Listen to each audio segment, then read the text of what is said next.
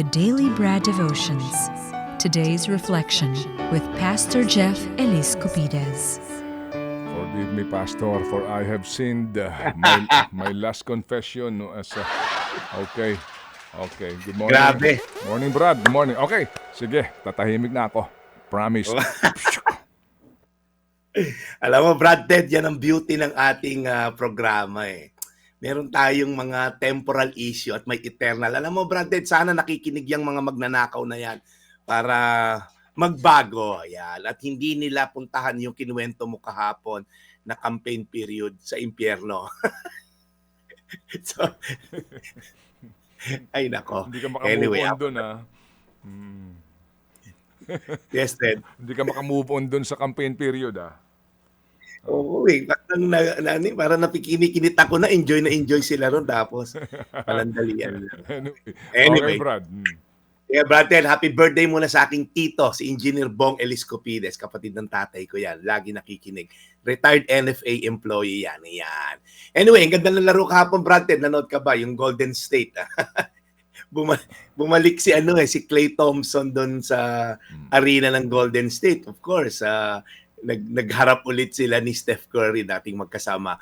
Alam niyo po, nabanggit ko po yan kasi kung mapapansin niyo, yung laging nakaukit doon, nakasulat doon sa sapatos ni Steph Curry, kung kayo pamilyar sa basketball, yung Philippians 4:13 po yun, yung I can do all things through Him who gives me strength. Lagi niya sinusulat yon sa kanyang sapatos kasi yun yung kanyang pamantayan kung saan nanggagaling yung kanyang lakas, kanyang galing. Kaya gusto ko rin po sa inyong i-share yun. Okay? Sa Tagalog na lang natin puntahan yung verse na yun dahil napakagandang verse po na to. Sabi sa Filipos 4:13, kaya kong harapin ang kahit anong kalagayan sa pamamagitan ng tulong ni Kristo na nagpapatatag sa akin.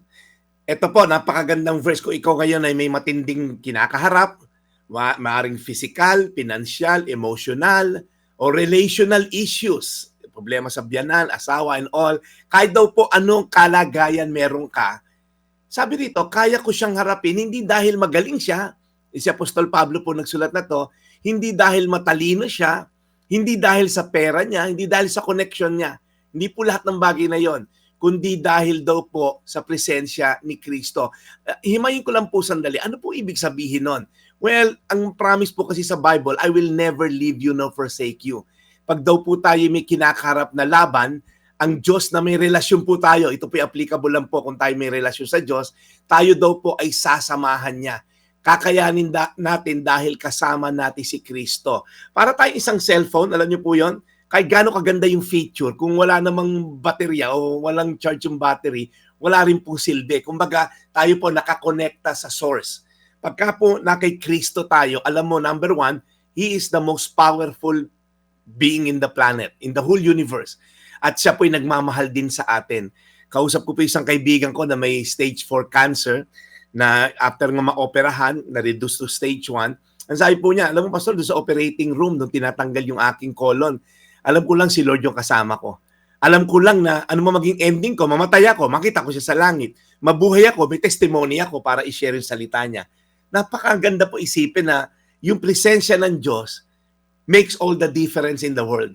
Pag wala ka naman presensya ng Diyos dahil alam mong illegal, immoral, masama ang iyong pamuhay at lagi ka umaasa sa iyong sariling kakayanan, koneksyon, pera, pag ikaw ay tinamaan ng matinding sakit at walang magagawa ang pera mo, I hope and pray na magbabago ka sa point na yon dahil hindi mo kakayanin kapag wala kang presensya ng Diyos sa buhay mo. At sabi po niya, kakayanin dahil binibigyan niya ako ng lakas.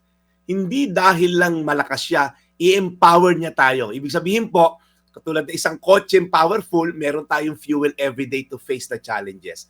So ikaw ngayon na nakaratay sa ospital, ikaw ngayon na kakayod na naman para kumita for the day, ikaw ngayon na may matinding relational problem, naniniwala ka bang ang Diyos na iyong kakampi at papalakasin ka niya? Mental, physical, financial, lahat na iyong pangailangan. Dahil ito po lang yung ending, dahil we will give the glory to God at the end of the day. Pupurihin natin siya at luluwalhatiin natin siya kapag lahat po ng ito'y napagtagumpayan natin. Yun lang po yung difference. Ang Diyos po ang sumisikat, ang Diyos po ang nakikilala kapag tayo ay may magandang napagtagumpayan. Hindi yung connection mo sa gobyerno, hindi yung pera mo, hindi yung kalakasan mo, hindi yun ang mga nakikilala. Ang Diyos ang nakikilala sa ating tagumpay. Kaya again, kung ikaw po may pinagdadaanan ngayong matindi, tandaan mo lagi, si Apostol Pablo, nasa kulungan nung sinusulat to. Filipos 4:13, kaya kong harapin ang kahit anong kalagayan sa pamamagitan ng tulong ni Kristo na nagpapatatag sa akin. Panginoon, marami pong salamat dahil lahat naman kami, Lord, ay prone sa kahinaan. Kami po ay may limitasyon lang, physically, emotionally. May mga limitasyon kami, Lord, na hindi kaya minsan ng aming katawang harapin ang mga kaganapan sa buhay at mga challenges. Pero Lord, salamat dahil ang presensya mo ang nagsasabi sa amin na kaya mo yan, anak. Dahil I went ahead of you. Nauna na ako, anak, kaya kong lakaran yung mga nilakaran mo, kaya kong hawiin yung mga problema mo. Salamat, Panginoon, sa mga papalakasin mo ngayon na nakikinig. Alam kong tutup din mo ang pangako mo na you will never leave them nor forsake them. In Jesus' name, amen. Amen. Amen. Mahal na Panginoon, muli po maraming salamat sa paalalang ito ni Brad Jeff sa aming The Daily Brad. Lord, thank you sa words of wisdom na ito. Alagaan niyo po lagi si Brad Jeff, ang kanyang kalusugan at gabayan sa kanyang pagmimisyon. Lord, we pray para po sa mga dadaanan ni Bagyong Ophel, lumakas po ito. Mahal na Panginoon, yakapin niyo po ang aming mga kababayan sa Northern Luzon. Lord, sana humupa ito at di na po mag-iwan pa ng malaking pinsala. In Jesus' name we pray. Amen. Amen. Brad Jeff, ang pinakahuling balita, lumakas si Ophel, ha? Oo, naging super typhoon na kategory as of 7 o'clock this morning at yan po ay tatama dyan po sa area ng Cagayan. Kaya po, maghanda-handa po ang ating mga kababayan sa Northern Luzon dito po sa naging super typhoon na bagyong si Ophel. Okay, Brad? Brad Ted, hindi naman dadaan ng Pangasinan? Yung Wala, hindi. Oo. Ayan. Pupunta Kasi ka, nandun tayo bukas, meron tayong mission sa Pangasinan bukas sa isang kolehiyo doon. Yan. Oo, mukha naman and ito ay pa-exit na rin. Bumagal lang kaunti, no? Pero yung nga, dadaan muna ito diyan sa area ng Northern Isabela and then papunta na ng Cagayan. Okay, habang itong si Pepito, baka maramdaman natin by weekend din, pero sa Bicol region muna ito dadaan daw. Sana nga po yung malusaw na bago natin maramdaman po sa ilang bahagi po ng mainland Luzon. Yan ang sinasabi ng Pag-asa. So tomorrow, live ba tayo sa 8:30 natin bukas, Brad Jeff?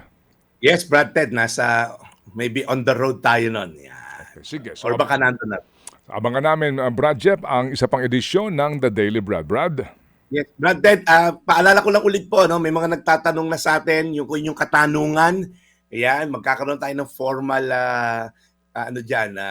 parang reformatting. Kasi may mga nagtatanong na, Brad Ted, kaya sinasagot natin yung ibang katanungan nila na nasa Biblia, kung nasusulat ba yon. So, again po, sa pastorjeff.ph po na Facebook, Facebook channel ko at of course, sa Jeff Eliscopides din po na Facebook na personal.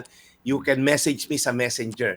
Mag-release din tayo ng Viber number, Brad Ted. Sa inyong mga katanungan, kung gusto nyo malinawan, kung kaya naman natin sagutin, bakit hindi naman? So, basta nasa Biblia, sasagutin natin. Alright, looking forward tayo dyan kasi nga tamang-tama po. Kaya po yung aming pag-uusapan na para po sa ating pong paglulunsad ng bagong bahagi po ng ating The Daily Brad. Okay, Brad Jeff, we'll see you again tomorrow. Maraming salamat, Brad Ted. Ito po yung Daily Brad, your daily dose of inspiration. Serving the people, Brad Jeff Eliscopides.